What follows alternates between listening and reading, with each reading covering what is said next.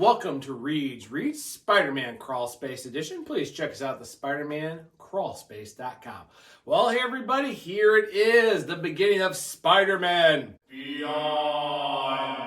That's right, Amazing Spider-Man 75, aka 876 in Regular Store Legacy, as we kick off this whole platoon for 19 issues of What Is It with Ben Reilly returning as Spider-Man. So let's get into the pros. First of all, one thing I will say is I really did enjoy the work by Patrick Gleason on the artwork here. He really does a nice little piece of between the Spider-Man and everything else, as well as the characters. There's some character issues which we'll for the designs, which I'll talk about more in the cons here, but I really like it. He keeps the pace going. He definitely flows the emotion. He does a fantastic job with the UFOs, and I really love the work it does between Spider-Man and so forth.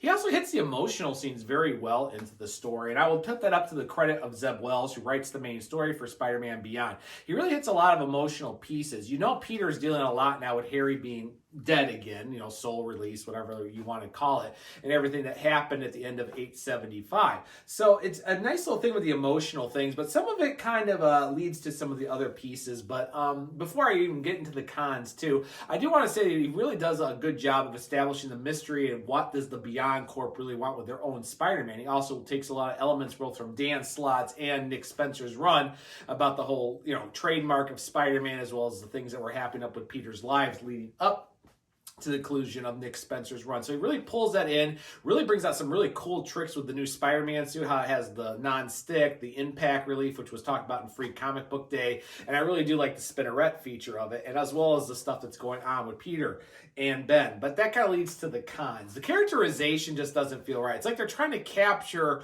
the Dan Slott characterization of who Ben 37 or whatever you want to call him, how many times he was brought back from the dead during the clone conspiracy, and a lot of the work that Peter David worked a lot on his run to try to remove from the dark aspect of Ben's character. And he kind of just comes across as Peter the jerk versus the Ben Reilly we know that just didn't have the years experience of Peter's life, even though he had all the knowledge and experience of being a clone.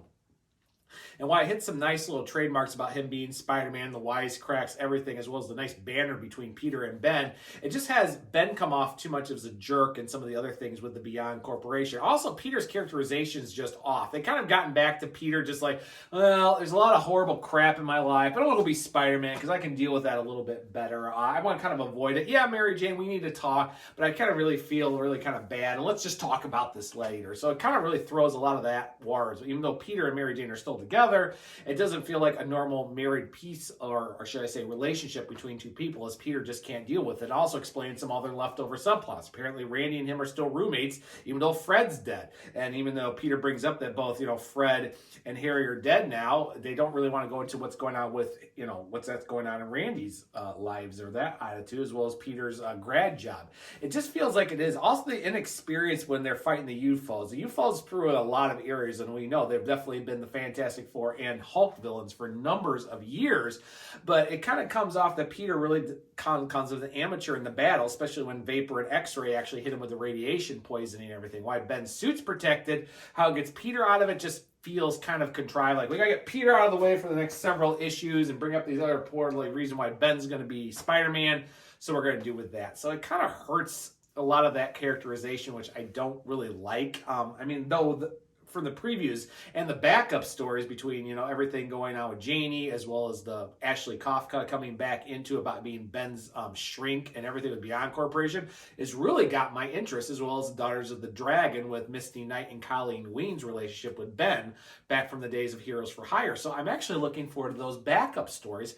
But for a first issue off the bat to get this whole storyline, which is the last 19 issues, and to be done by Spider-Man 900 come April, it's going to get a C+ from me. Why? It's got a lot of nice setup. The artwork is good. And there's some nice little emotional moments, as well as the mystery with the Beyond Corporation, why they want Ben being Spider-Man, and a few other things, how Peter's taken out, how Ben is acting, and a few other things really kind of brings it really down as a grade, as well as Peter trying to avoid confronting everything that happened to him just the previous issue, as we find out it's been a couple weeks since issue 875 and issue 75 have passed. So it gets a C+ for me. It's also saved by the backup stories, as well as the J.M. DeMantis backup stories that are going to deal with Ashley and Ben's psychology, since, you know, J.M. did a lot of stuff, the early clone, and a lot of character work on Ben Reilly. So that's definitely got my interest, which is kind of what saves this issue from becoming a C minus. Otherwise, it gets a C plus. I'm definitely interested to see where it's going. I'll definitely put out the money 3 times a week, 3 times a month to do this, but at the same time, as it's not really what I was expecting out of this, even though I'm going to still say be cautiously optimistic and see where this goes with Spider-Man Beyond. And speaking of Beyond, that's it, everybody. I'm going to head on back over to the Crawlspace. Please check us out there at SpidermanCrawlspace.com. Look for us on Discord, as well as the podcast and our upcoming vidcasts on YouTube. And for more information, guys, stick right to the website or look for more Reads coming up in the next few weeks as we continue with our constant Spider-Man reviews as fast as I can get them out. And on that note, everybody, I will see everybody in the Beyond.